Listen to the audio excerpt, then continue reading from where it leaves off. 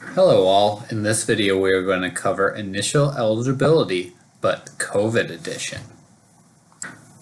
Given the continuing impact of COVID-19 on the educational environment, the NCAA Eligibility Center has partnered with the NCAA membership to identify the following changes to the initial eligibility certification process for students who initially enroll full-time in a collegiate institution during the 2021 through 2022 academic year. The Eligibility Center will continue to monitor the environment and make necessary adjustments to prioritize health, safety, and fairness for all prospective student athletes. For students who initially enroll full-time in a collegiate institution for the 2021 through 2022 academic year, they will receive an automatic initial eligibility waiver in the academic certification process. They meet the following conditions. First, we'll go over what it takes to be a qualifier. That is someone who can receive athletic aid, practice, and compete.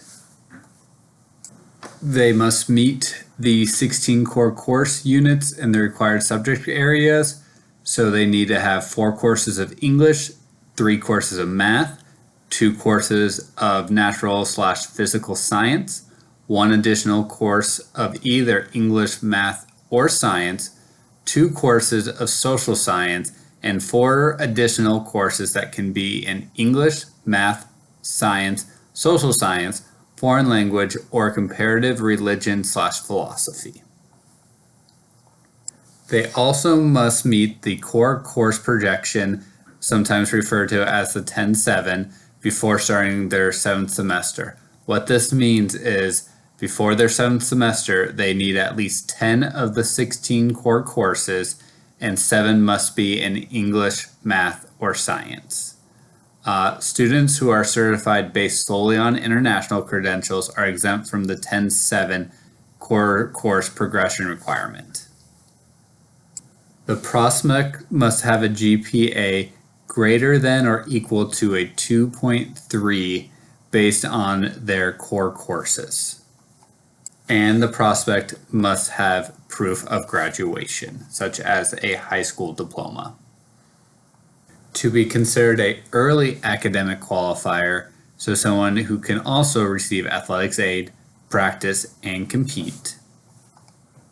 So before their 7th semester, the prospect must have 14 core course units in the following required subject areas: 3 courses of English, 2 courses of math, 2 courses of natural/physical science, 2 additional courses of either English, math, or science, and 5 additional courses that can be in English, math, science, social science, foreign language, or comparative religion/philosophy.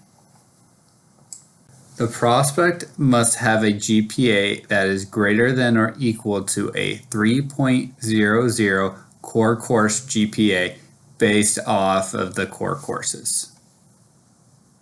To be an academic redshirt, which means they can receive athletic aid in their first year and practice in their first year, but cannot compete.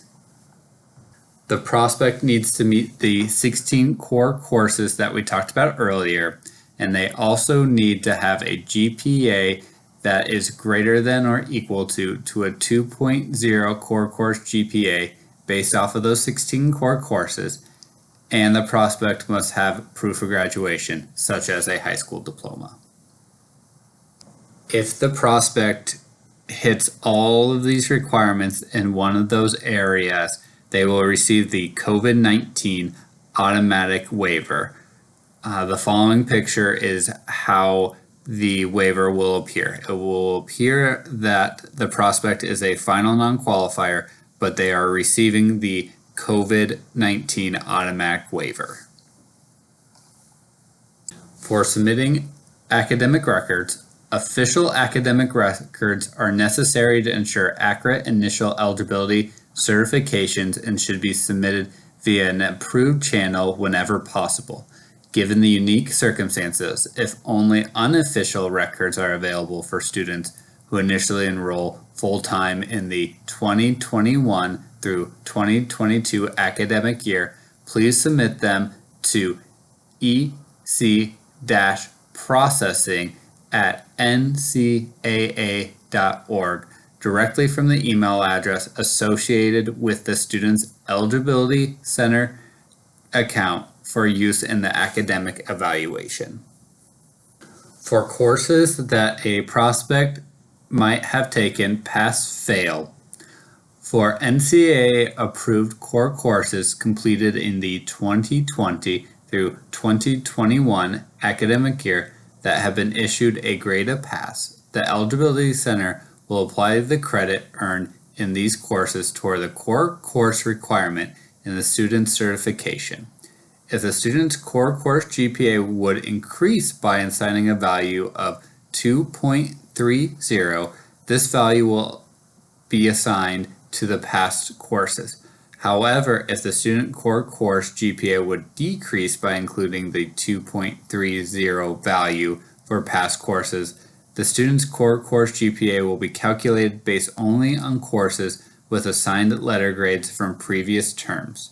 Credit from these courses will still be applied toward the student's core course requirement. Note, this policy will apply to students from all grade levels, example freshmen, sophomores, who successfully complete NCAA approved pass-fail core courses in the 2020 through 2021 academic year. If you have any questions, please reach out to us in the Iowa State Compliance Office. And remember, got questions? Ask compliance.